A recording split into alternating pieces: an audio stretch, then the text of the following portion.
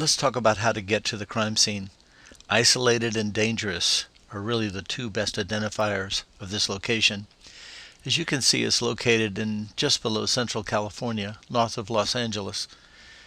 The best way to get here is to find a place on the map called Gaviota State Park.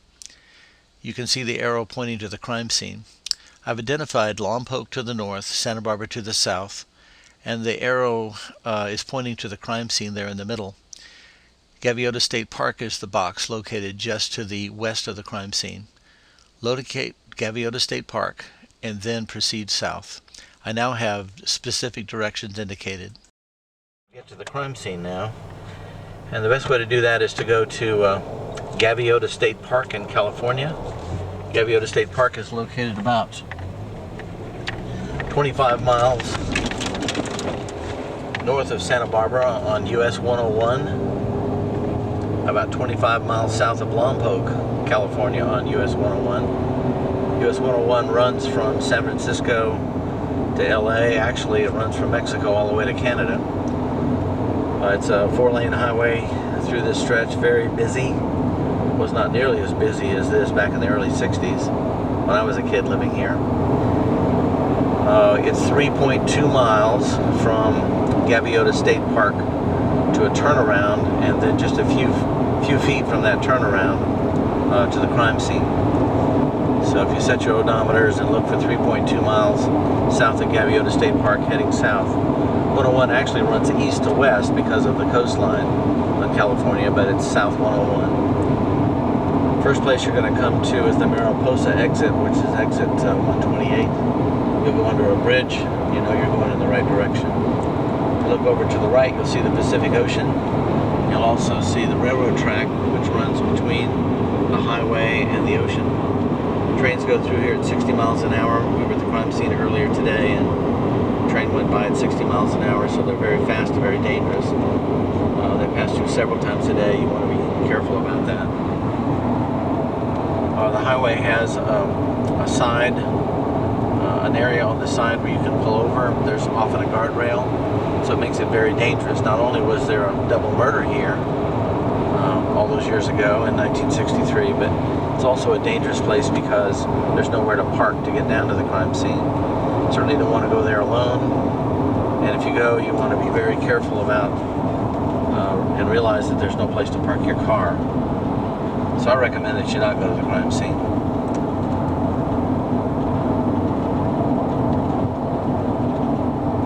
Speed limit here is 65 miles an hour, but because of the traffic, it's difficult to drive that at times. There's heavy truck traffic here.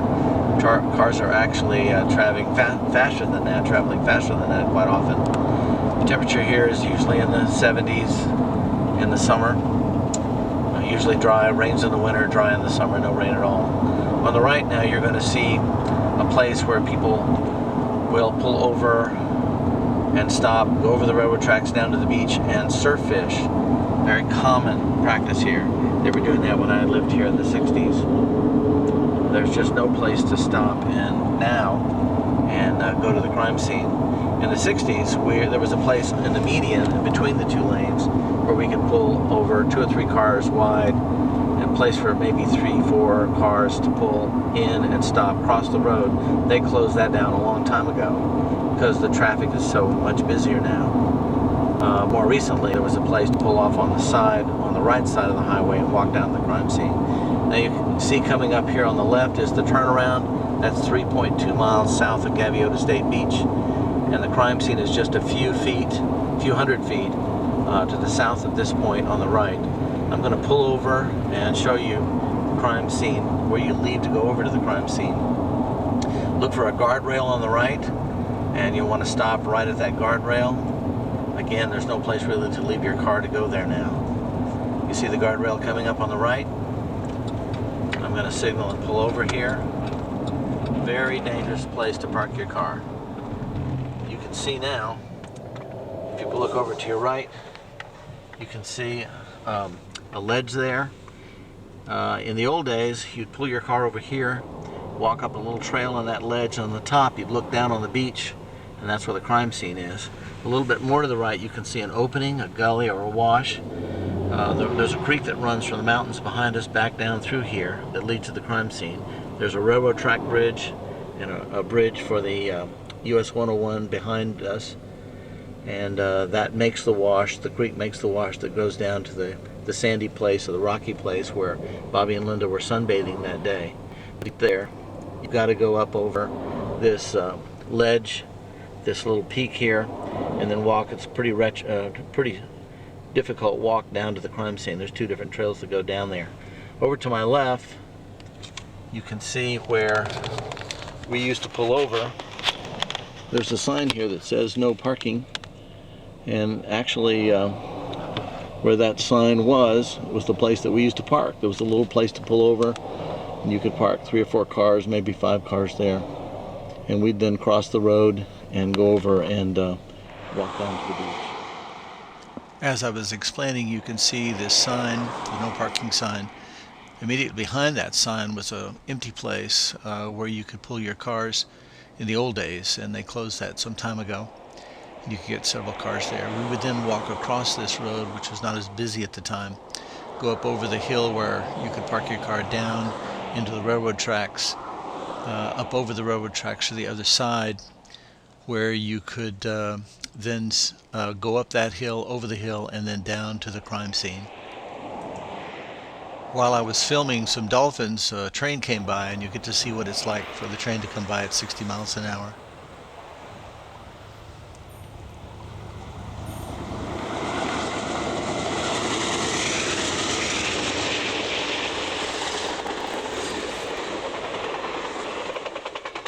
You definitely don't want to be on the railroad tracks when that happens.